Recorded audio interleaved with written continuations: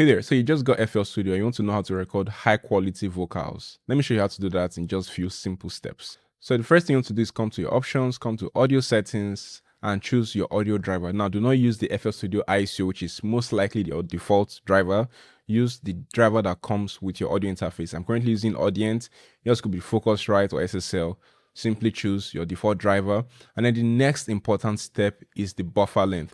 Now you see mine is currently at 512, which is really slow. What this means is that if you record with this buffer length, you're going to have delays. You feel like your vocals is not following the beat. So for us to fix that, we'll simply click this. Now some audio drivers will not let you click it from here, so you can open the audio driver manually from the app, and then come to setup or settings, and then choose your buffer length to either 32 samples, 64 samples, or maximum 128.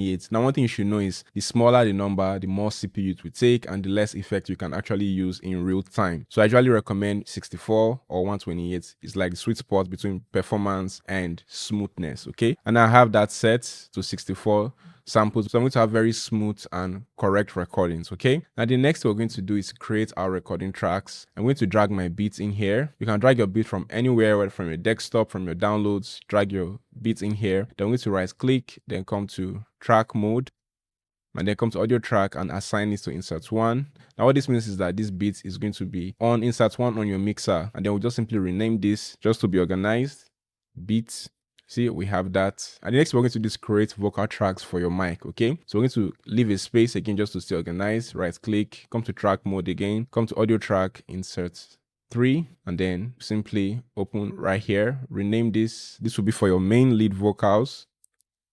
And then we can also leave maybe a space again, and then come to track mode, audio track, and then insert 5. And then we can simply rename this to backup vocals.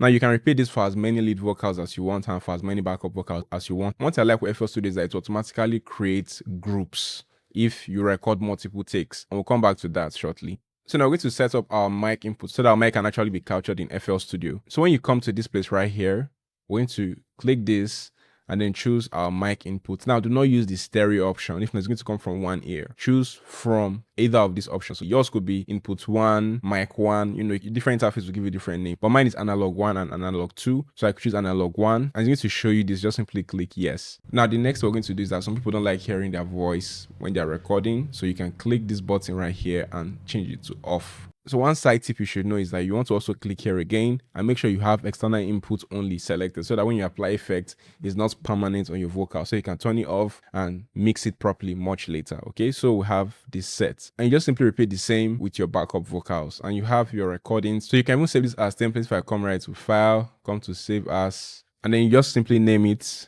how you want, and then you simply click this folder. So you have to come to your projects folder and then look for templates, and then you simply save it in here. So when I click save, and then if I come right here and I come to new from templates, you can see my recording templates, poorly spelled, but here, so I can easily have this, you can see, so you don't have to keep creating your recording session from scratch. Now remember I said this can automatically create groups for you. Let me show you what that means. So let's say I want to record this. So I'm going to arm my recording right here and then hit my record button.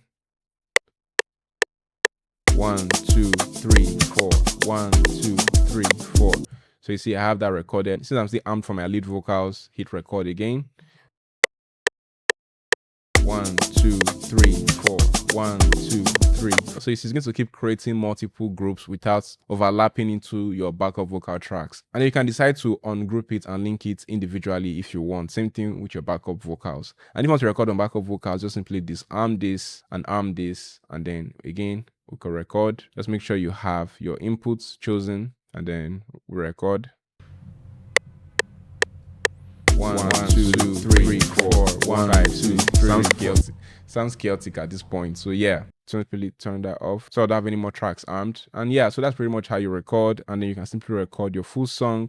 Don't forget to set your tempo of your tracks, very important. So come right here, the text tempo 75 to 150. It's going to tell you the tempo 98, so you can simply click set to 98 so that it makes moving your clips around when you record your vocals real easy. I know it seems like a lot of steps, but once you create your lead vocal inserts, maybe like 4 to 6 inserts, and backup vocal inserts, maybe like 6 to 10 inserts, and simply save it as a template. You can even go as far as adding some effects like EQ, reverb, so that you don't have to keep setting this again every time you want to record your vocals. It's pretty much ready for you to just hit record and get started. So if you found this helpful, don't forget to like and follow for more. Cheers.